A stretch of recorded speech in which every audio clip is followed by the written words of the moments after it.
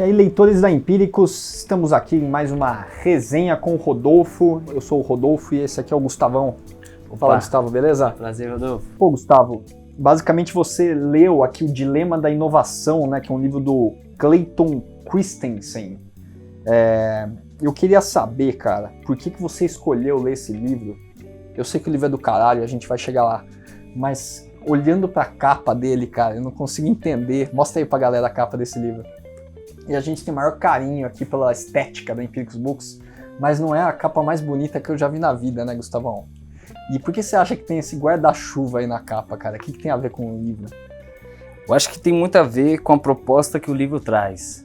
Então ele tenta entender por que empresas que assim, têm uma ótima administração, são líderes no mercado naquilo que estão atuando, ou seja, estão debaixo do guarda-chuvinha ali onde está tudo dando certo. Entendi. E por que essas empresas falham? Da onde vem esse motivo da falha? Pô, foi gênio aí, hein? Você saiu bem. Cara, eu tenho uma outra interpretação aí pra esse guarda-chuva que é do... Na verdade é quase que a mesma, né? Mas o guarda-chuva é um negócio maluco pra mim, porque ele é tipo uma... Não sei nem quando ele foi inventado, né? Mas é tipo uma peça pra mim do século XVIII, sei lá. Ele é quase que um primata, assim, né?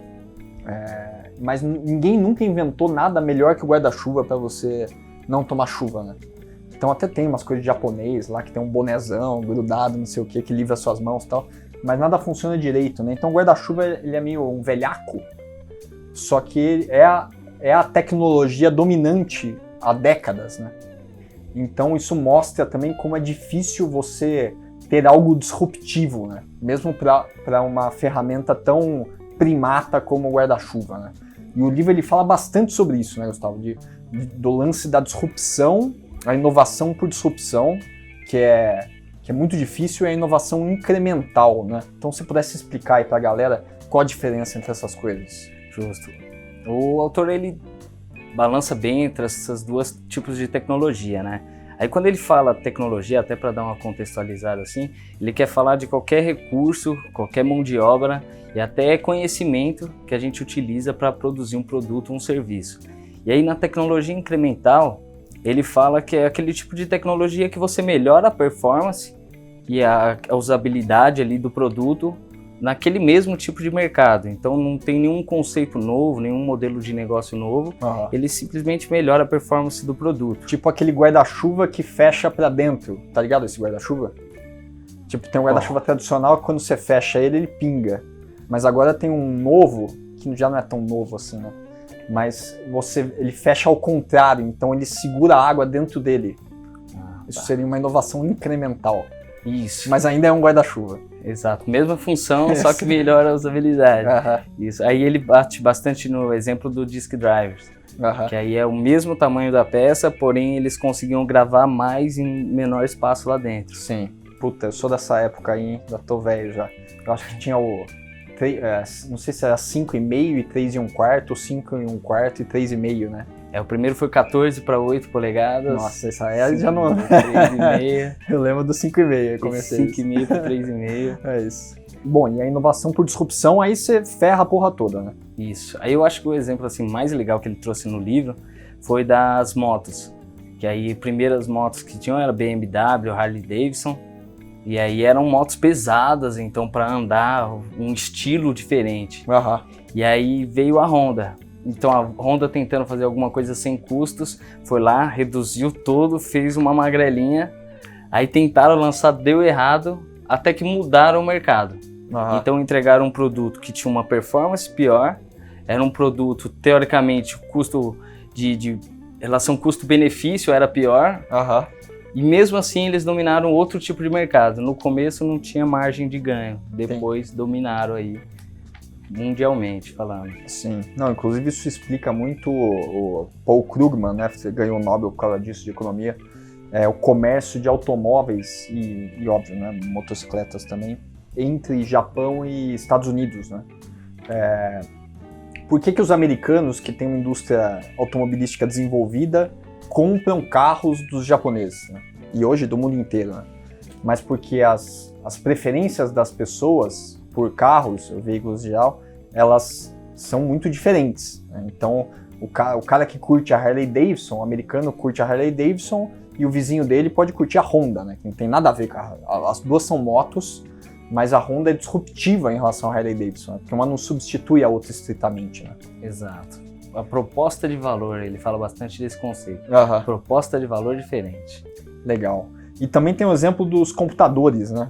Fala da IBM, tipo, tinha os computadores grandões, os mainframes e tal, e fala assim, microcomputador é idiota, né? Tipo, tem que aqui focar nas grandes máquinas, né? Que vão fazer serviços B2B, etc, né? E ela relegou o lance do microcomputador, né? E depois ela foi engolida por isso. Uhum. E é que nem o primeiro computador da IBM, o primeiro disk drive da IBM era o tamanho de uma geladeira. Sim. E armazenava 5 megas. O que é 5 megas hoje no mundo nosso? Não armazena nada, nenhuma imagem acho que chega a esse tamanho. E aí chegou a outra empresa, as outras empresas, e começaram a produzir. Esse caso da IBM era o de 14 polegadas, o de 8 polegadas, que não atendia o mercado da IBM.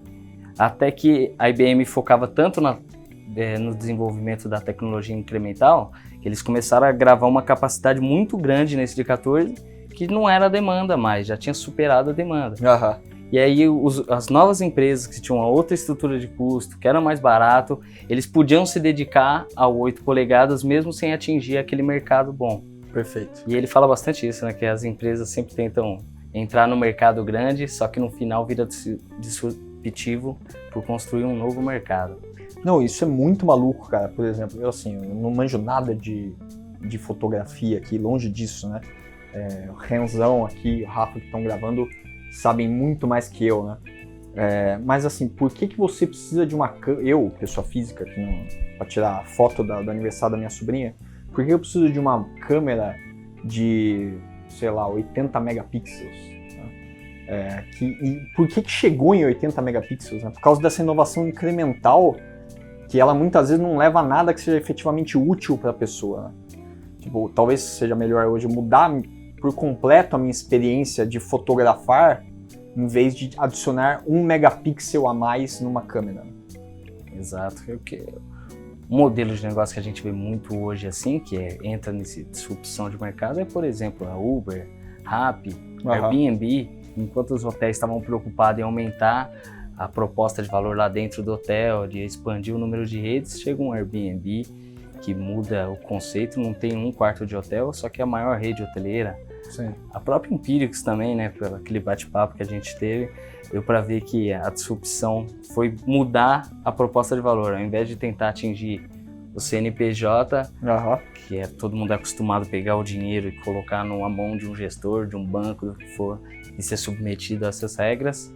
A proposta foi entregar para eles a oportunidade deles mesmos investirem o próprio dinheiro. E isso foi uma disrupção. Não, putz, eu penso muito nisso, cara. Inclusive, tem o exemplo da Apple também, né, que é citado no livro, é muito icônico, né? E aqui, óbvio, não quero comparar Empíricos à Apple, pelo amor de Deus. Embora o Felipe Miranda esteja ficando cada vez mais parecido com o Steve Jobs aí no couro cabeludo. Mas basicamente, assim, a Apple ela é zoada por tentar fazer computadores para pessoas comuns, né? Inclusive zoada pela IBM, pela Hewlett Packard, etc, né? Ela era uma piada no Vale do Silício. Por quê? Porque você produzir computadores para pessoas físicas era zoado, não era nobre, aristocrata o bastante, né? Quanto produzir máquinas para empresas, para governos, instituições. E a Empíricos, ela pegou carona, meio sem querer, mas nessa mesma mudança de paradigma, né? Tipo, por que a recomendação de investimento fica só para a pessoa jurídica, para o profissional, para o investidor institucional, gringo, etc. Por que o cara que é dentista, veterinário, advogado, engenheiro, médico não pode ter acesso à melhor recomendação de investimento? Ele é burro, tipo, ele não consegue entender, né? E a gente cresceu muito por causa disso também. Você curtiu esse livro aí bastante? Pouco? Bastante, recomendo Ele fala aqui de grandes gestores, mas eu acho que é um conceito que a gente consegue aplicar tanto nos investimentos quanto na nossa vida, na nossa rotina. Sempre pensar que muitas vezes a inovação hoje ela é vista com maus olhos, né? Quando ela é lançada, só que quando você consegue atender aquele público que precisa, ela se torna uma disrupção e aí domina o mercado como um todo. Perfeito. Muito importante para abrir a cabeça aí. Legal, cara. E me conta uma coisa, só pra gente concluir aqui. Quando você consegue um tempinho no seu dia para ler, como que é a sua rotina de leitura? Leitura já faz uns anos que eu comecei, e aí eu identifiquei um momento que eu senti mais prazer, que foi sempre quando eu acordo.